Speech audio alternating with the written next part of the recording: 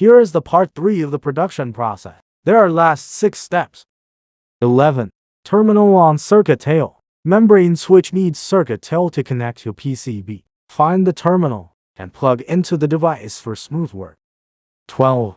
Put on housing. Put a connector on the end of the terminal to protect the contact and facilitate plugging and unplugging. 13. Clean graphic overlay. This is important. It removes fingerprints, dust, or stains left over from printing. 14. Remove waste. Tear off and clean up the excess part made by cutting the shape of membrane switch. 15.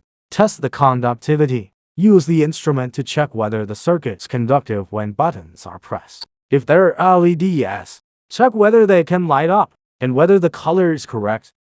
Last, counting, packing, and shipping. Check the quantity of products. Pack them with anti-static bags and shockproof materials. Put them into carton. Sometimes, JRPanel will send the extra pieces to customers. Furthermore, we have our own production system, which updates and tracks the production steps in real time. You can check it at any time.